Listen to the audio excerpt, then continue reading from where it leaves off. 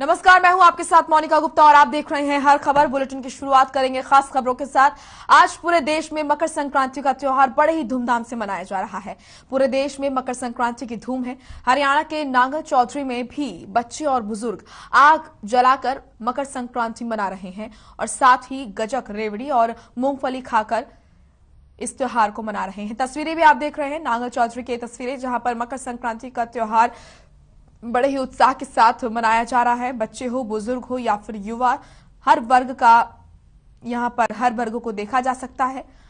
आग जलाकर, रेवड़ी, मूंगफली, गजक खाकर इस त्योहार को मनाया जा रहा है। आज के दिन घर घर में खिचड़ी बनती है और ऐसा माना जाता है कि यूनिटी, एकजुटता का ये त्योहार होता है, इसका प्रतीक ये त्योहार होता है और भारत में अनेक विविधताओं के साथ एकजुटता देखी जाती है। ऐसे में ये जो त्योहार है ये प्रतीक है एकजुटता का। तो मकर संक्रांति हमारे देश में बड़े ही धूमधाम से मनाई जाती है। अलग अलग जगह इसका अलग अलग मायने इसके माने जाते हैं, अलग अलग कथाएं हैं।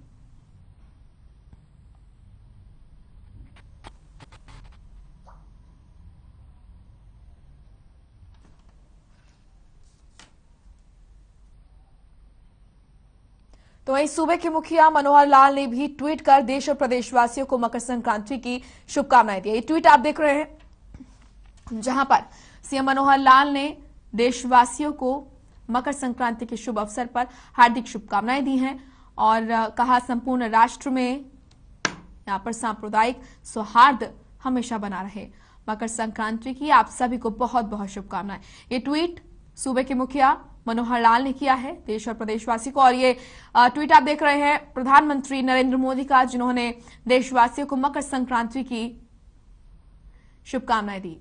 पतंग उड़ाकर और रेवड़ी, गजक, आग जलाकर इस तरह से इस त्योहार को मनाया जाता है। बच्चे, बुजुर्ग, युवा वर्ग, हर किसी में इस त्योहार को लेकर उत्साह देखा जाता है और बड़े ही हर्षोल्लास के साथ ये त्योहार मनाया जाता है। बच्चे खासतौर पर इस त्योहार का इंतजार करते हैं क्योंकि उन्हें पतंग उड़ाने के लिए मिलती है और साथ ही साथ उन्हें गजक, रेवड़ी, मूंगफली वो खाते हैं, आग जलाते हैं और सभी एक साथ बैठ के इस त्योहार को मनाते हैं।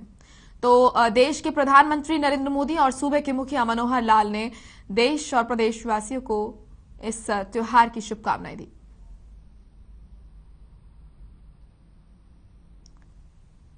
ये ट्वीट आप देख रहे हैं देश के प्रधानमंत्री नरेंद्र मोदी का, जिन्होंने देशवासियों को मकर संक्रांति की ढेरों शुभकामनाएं दी। तो वहीं हरियाणा के मुखिया मनोहर लाल ने भी देश और प्रदेशवासियों को ट्वीट कर शुभकामनाएं दी। चलिए अब रुक करेंगे अगली खबर का। दिल्ली में शिरोमणि अकाली दल के अध्यक्ष सुखदेव सिंह ढींडसा ने गृह मंत्री अमित शाह के साथ बैठक की। यह बैठक अमित शाह के आवास पर हुई है। बैठक के बाद सुखदेव सिंह ने कहा कि हमारी चर्चा का मुख्य उद्देश्य पंजाब के मुद्दों के आधार पर चुनाव का घोषणा पत्र तैयार करना रहा है। तो सुखदेव सिंह ने गृह मंत्री के साथ बैठक की। अमित शाह के आवास पर यह बैठक हुई, पंजाब के मुद्दों पर चर्चा हुई है, उन्होंने कहा। और ये तस्वीरें उस दौरान की जब अमित शाह से मिले। हरियाणा में कोरोना की रफ्तार लगातार तेज होती हुई नजर आ रही है। गुरुवार को प्रदेश में कोरोना के 7,591 नए मामले सामने आए हैं, जबकि 2 लोगों की कोरोना से मौत भी हो गई। ये दोनों मौतें अंबाला और फरीदाबाद में हुई। राहत की बात यह है कि 6 दिन बाद राज्य में ओमिक्रॉन का कोई नया केस नहीं मिला है। वहीं अगर बात करें कोरोना के सबसे ज्यादा मामलों की, तो गुरुग्राम में कोरोना के सबसे ज्यादा मामले आए हैं। पिछले 24 घंटे में गुरुग्राम में 3031 नए मामले सामने आए हैं। फरीदाबाद में 1107 और हरियाणा के किन जिलों में कितने आंकड़े हैं इसके बारे में भी आपको दिखा रहे हैं। ये तस्वीरें आप देख रहे हैं जहां पर हम आपको दिखा रहे हैं किस जिले में क्या है स्थिति, आप जहां रहते हैं वहां पर क्या स्थिति है। तो हिसार में 114 नए कोरोना के संक्रमित मरीज मिले हैं। सोनीपत की अगर बात करें तो यहां पर 420 नए कोरोना के संक्रमित मिले हैं। करनाल में 285, पानीपत में 163 मामले सामने आए हैं और साथ ही पंचकुला की अगर बात करते हैं तो यहां पर 701 मामले सामने आए हैं कोरोना के। वहीं अंबाला में 647 लोगों में कोरोना की पुष्टि हुई है। इसी के साथ सिरसा में 132 नए कोरोना संक्रमित मिले हैं और आपको बता दें कि इसी के साथ गुरुग्राम में सबसे ज्यादा मामले सामने आए हैं। रोहतक में 101 नए कोरोना संक्रमित मिले हैं। लगातार आंकड़ा बढ़ता हुआ नजर आ रहा है, जो कि चिंता का विषय है। यमुनानगर की अगर बात करते हैं तो 127 नए कोरोना संक्रमित मिले हैं यमुनानगर में। भिवानी में 85, कुरुक्षेत्र में 110 कोरोना संक्रमित मिले हैं। और आपको बता दें कि लगातार संख्या बढ़ रही है। महेंद्रगढ़ में 29, जींद में 70 नए कोरोना संक्रमितों में पुष्टि हुई है और साथ ही आपको बता दें कि लगातार ये मामला बढ़ रहा है। लगातार जो आंकड़े हैं वो बढ़ रहे हैं। साइबर सिटी गुरुग्राम में लगातार कोरोना की जो रफ्तार है वो तेज होती हुई नजर आ रही है। तो हरियाणा प्रदेश में आप जहां रहते हैं वहां की क्या स्थिति है, जिस जिले में आप रहते हैं वहां पर क्या है ताजा अपडेट, ये आपको जानकारी दे रहे हैं। रेवाड़ी में 126, झज्जर में 103 नए कोरोना संक्रमित मिले हैं। यानी कि लगातार जो संख्या है कोरोना संक्रमितों की वो तो बढ़ती हुई नजर आ रही है। फतेहाबाद में 44, कैथल में 102 नए कोरोना संक्रमित मिले हैं। लगातार सतर्कता स्वच्छता बरतते रहे, कोरोना अप्रोप्रिएट बिहेवियर न छोड़ें। पलवल में 15, चरखी दादरी में 59, नूह में 20 केस सामने आए हैं और साथ ही आपको बता दें कि लगातार प्रदेश में मामले बढ़ रहे हैं। चलिए अब खबर यमुनानगर से है, जहां पर शारीरिक शिक्षक संघर्ष समिति के 250 से ज्यादा सदस्यों ने शिक्षा मंत्री के निवास पर प्रदर्शन किया और ये तस्वीरें उस दौरान की। पुलिस ने उनके खिलाफ कई धाराओं में मामला दर्ज किया था, लेकिन सीसीटीवी फुटेज के आधार पर ड्यूटी पर मौजूद पुलिस कर्मचारियों में धक्का मुक्की करने के लिए और लापरवाही बरतने के आरोप में पुलिस ने लगभग 37 पुलिस कर्मचारियों के खिलाफ विभागीय जांच शुरू कर दी है। साथ ही 3 स्पेशल पुलिस ऑफिसर को पुलिस विभाग से बर्खास्त भी कर दिया गया है।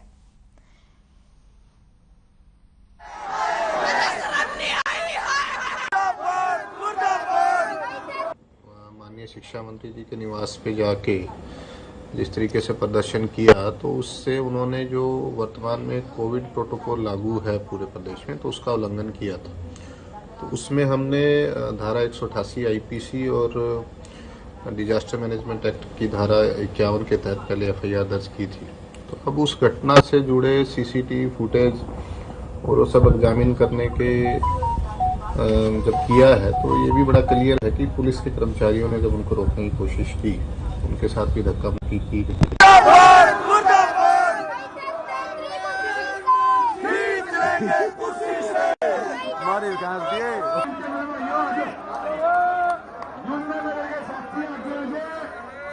आगे ही है जी भाई, साथ यमुनानगर के साथ भी आगे हैं जी। गाड़ियों में किसी ने जाना, पैदल जाएंगे भाई। राउंड मार के आइए भाई, बाहर आ जाओ सारे।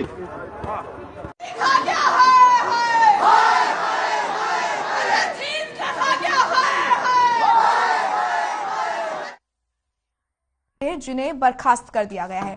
चलिए अब रुक करेंगे अगली खबर का। चुनाव आयोग द्वारा कोरोना महामारी से बढ़ते खतरे को देखते हुए अलर्ट जारी किया गया है, जिसमें 15 जनवरी तक रैलियों, नुक्कड़ सभाओं और भीड़ इकट्ठा होने पर रोक लग गई है।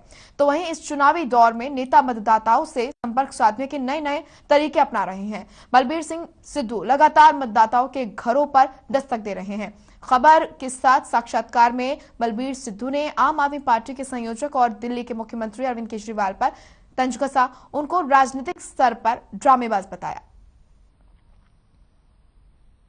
से 2 बार विधायक बलबीर, 3 बार विधायक बलबीर सिंह सिद्धू हमारे साथ हैं और बलबीर सिंह सिद्धू से जानेंगे, जो कि मंत्री भी रहे हैं। स्वास्थ्य मंत्रालय है बलबीर सिद्धू जी के पास, कांग्रेस में रहा है। सिद्धू साहब बहुत बहुत स्वागत। मेहरबानी, थैंक यू। सिद्धू साहब, सबसे पहला सवाल, आज आप ही के शहर में अरविंद केजरीवाल प्रेस कॉन्फ्रेंस करते हैं। बीते कल भी उन्होंने प्रेस कॉन्फ्रेंस की, लेकिन आज प्रेस कॉन्फ्रेंस करके उन्होंने एक नंबर जारी किया। आप ये बताओ मुझे, केजरीवाल साहब क्या जेकर किसी को और को लाइक कर दिया, उसको मुख्यमंत्री मान लेंगे? फिर अपने जो जितने उन्होंने कैंडिडेट मैदान में उनको विड्रॉ कराएंगे? उन्होंने ओपन नंबर टोल नंबर कहना अपना रिफ्लेक्ट किया है, उनको बोलो, जो उनसे ये पूछना चाहिए कि क्या आप जेकर कोई थर्ड आदमी का नाम आ गया, किसी और पार्टी के आदमी का नाम आ गया, क्या फिर उसके पक्ष में आप बैठ जाएंगे? ये तो हमें एक बातें मार रहे हैं, वो ड्रामेबाजी कर रहे हैं, पॉलिटिकल स्टंट है।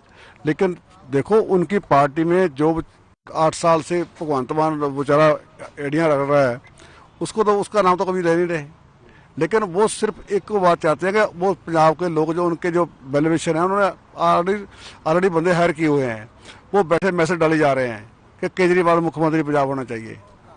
ये सारा ड्रामेबाजी है और कुछ नहीं है। सिद्धू साहब, आपका शहर मोहाली विधानसभा क्षेत्र अभी एक बार फिर चर्चा में रहा, क्योंकि यहाँ के आम आदमी पार्टी के जो जिला प्रधान हैं गुरतेज सिंह पन्नू और युवा उप प्रधान मिलकर के एक प्रेस कॉन्फ्रेंस करते हैं और आम आदमी पार्टी की जो टिकट जिसे दी गई है कुलवंत सिंह को, उसके ऊपर गंभीर आरोप लगाते हैं और ये कहते हैं पैसे देकर के टिकट जो है आवंटित हुई। शायद आपको ना पता, थोड़ी देर पहले देवेंद्र सिंह बैदवान बड़े तकड़े जहाँ पे उनके वॉलंटियर थे, वो हमको ज्वाइन करके गए हैं इस प्रोटेस्ट में कि कुलवंत सिंह आदमी जो आदमी जिसको टिकट मिला है, इन दिन पहले बहुत खास था, वो सिर्फ 12 घंटे में आम हो गया। कैसे हो गया? ना वो पार्टी का वॉलंटियर, ना पार्टी का मेंबर, वो कहाँ से उसको कैंडिडेट बना दिया। मुझे लोगों में अंदर गुस्सा है, नाराजगी है कि जो लोग पार्टी के लिए मरते रहे हैं, पार्टी के लिए काम करते रहे हैं, उनको तो आपने इग्नोर कर दिया कि जब पैसा उनके सामने आ गया तो उनको छोड़ दो। वर्कर कोई ऐसे नहीं कि जहां मर्जी आप उसको जिसको मर्जी लाकर थोप दें। वर्कर भी उनका मन होता है। मैं भी आम परिवार से उठकर जहां पे एमएलए वजीर बना हूं, लेकिन मेरे को ये नहीं कि मेरे को ऊपर किसको थोप देंगे। शायद 2002 में एक बार आदमी बाहर से लाए थे, तो लास्ट में भावे वो 1500 वोट में जीत भी गया, पर लेकिन 13 राउंड मैं जीता था। सिद्धू साहब, आप कैंपेनिंग कमेटी के अपनी पार्टी के मेंबर भी हैं, बहुत बड़ा ओहदा है, और आप मंत्री भी रहे हैं। क्या कांग्रेस सरकार में, खास तौर पर अगर मैं कांग्रेस पंजाब की बात करूं, सब सही है? क्योंकि सुरजेवाला का बयान आता है कि हम 3 मुख्यमंत्री चेहरे हैं, सुनील जाखड़ भी हैं, चरणजीत सिंह चन्नी भी हैं और नवजोत सिंह सिद्धू भी हैं।